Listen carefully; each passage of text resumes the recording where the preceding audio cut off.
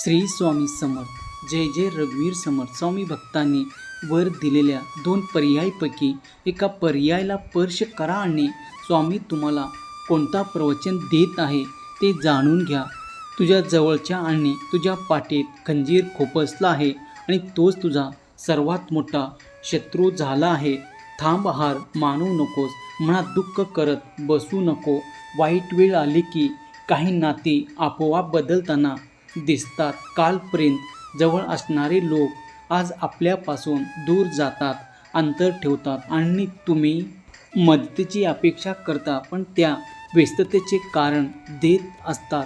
पण लक्षात ठेवा, ज्याने तुमच्या दुःखात तुमचा हात धरला नाही त्याच्यासाठी आयुष्यभर मनात जागा राखून ठेवण्याची गरज नाही. त्यांना दोष देत बसण्यापेक्षा त्याच्या वागण्यातून मिळालेला धडा लक्षात ठेवा. कारण संकटाने तुमचा नुकसान केलं नाही.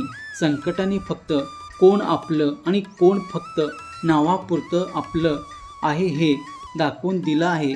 सहमत असाल तर श्री स्वामी समर्थ असे टाईप करा आणि हा व्हिडिओ तू शेवटपर्यंत ऐक. तुझ्या घरात आनंद होता तेव्हा सगळे नातेवाईक तुझ्या जवळ होते, सगळे मित्र तुझ्या सोबत होते. पण जेव्हा तुझ्या आयुष्यात अडचणी आल्या तेव्हा एक एक जण दूर गेले. तेव्हा तुला त्रास झाला आणि तुला वाटलं की माझ्याच माणसाने माझी साथ का सोडले. कारण काही माणसं नात्याने जवळ असतात पण मनाने नाही. त्याच्यावर राग करायचं नाही, फक्त एवढंच लक्षात ठेवायचं, तुमच्या कठीण काळाने तुम्हाला नातेवाईकाची संख्या नाही तर नात्याची खरी किंमत शिकवली आहे.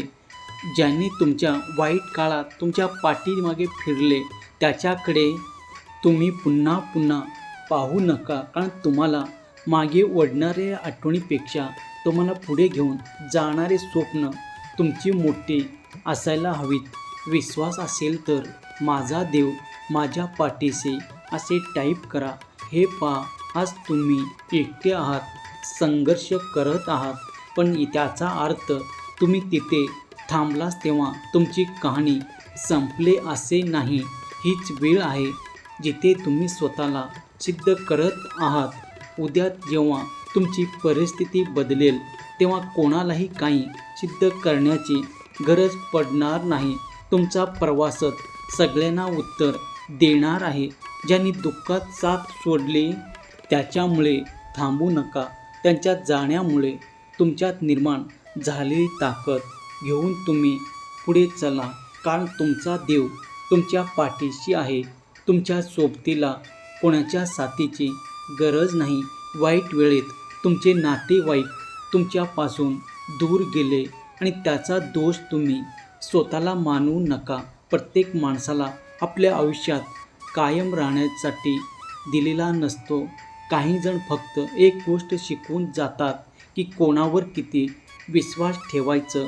ज्याने तुमच्या दुःखाचे अश्रूचे विचारपूस केली नाही त्याच्यासमोर तुमचं दुःख मांडत बसण्याची गरज नाही. शांत राहा, स्वतःला सावरा, तुमच्या आयुष्याची दिशा बदलत राहा. कारण कधी कधी देव दुःख दूर करत नाही, तो तुमची चुकीची अपेक्षा दूर करत असतो. तुमच्या वाईट काळात ज्याने तुमचा फोन उचलला नाही, तुमची विचारपूस केला नाही, आज त्याच्यासाठी मन खराब करू नका. त्यांनी जे केलं ते त्याचं कर्म आहे, पण त्यानंतर तुम्ही स्वतःला कसं उभा करता हे तुमचं कर्म आहे. तुमच्या दुःखाने तुम्हाला कमकुवत बनवू नये.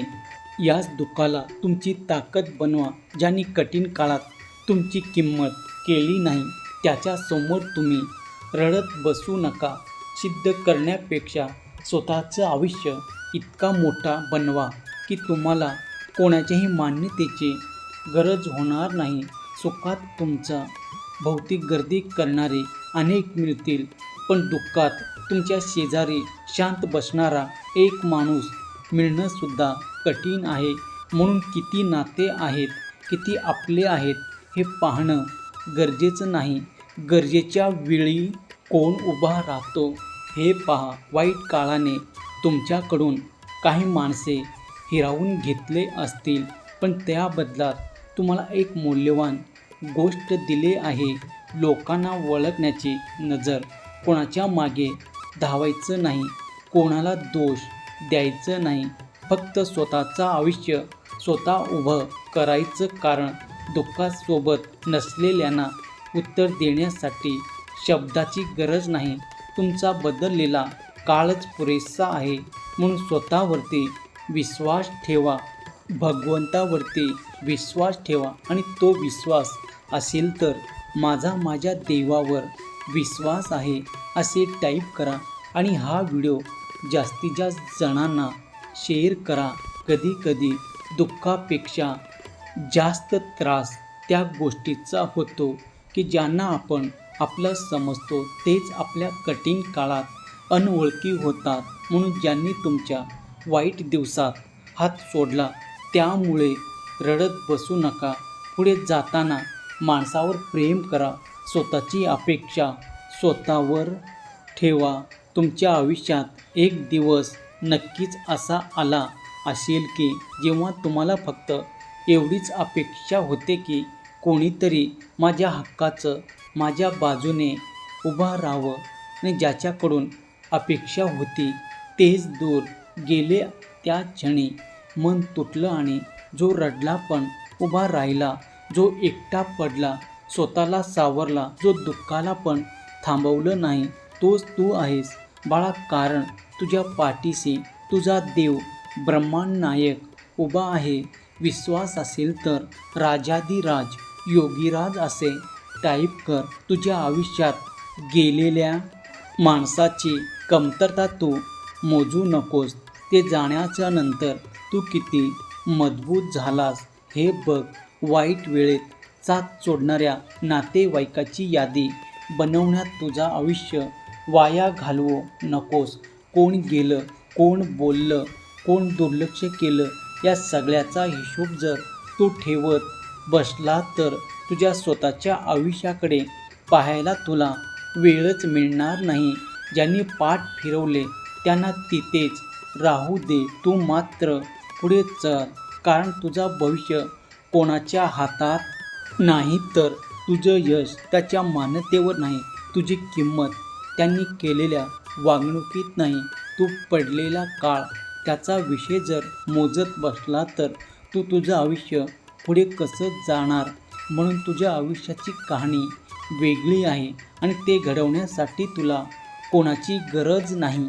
नात्यामागचं खरं कारण समोर येतो ते दुःखाच्या वेळी. तुझ्या आयुष्यातून काही माणसे दूर गेले असतील पण त्याच वेळी तुझी स्वतःची ओळख झालेली असेल. म्हणून अनुभव हे खूप महत्त्वाचा आहे. संकटात जे तुझ्यासाठी वेळ काढला तेच तुझे खरे. बाकीचं नातं म्हणायचं की फक्त ओळख हा निर्णय काळाने तुझ्यासाठी आधीच घेतलेला आहे. म्हणून आता कोणावरती राग करायचं नाही. फक्त लक्षात ठेवायचं पुढच्या वेळी तुझ्या आयुष्यात सुख येईल तेव्हा प्रत्येक जवळ येणाऱ्या व्यक्तीला मनात लगेच स्थान द्यायचं नाही. वेळ दे, माणूस ओळख आणि मग विश्वास ठेव. काही लोक तुझ्या कठीण काळात तुझ्यापासून दूर जातील. दुःख करू नकोस. कधी आयुष्य तुझ्या हातातील काही माणसं सोडतं जेणेकरून तू स्वतःचा हात स्वतः घट्ट पकडायला शिकशील. रस्ता निवड, तुझे ध्येय निवड, पुढे चालत राहा. शेवटी तुझ्या आयुष्याची किंमत कोण करणार तर तूच करणार. श्री स्वामी समर्थ. धन्यवाद.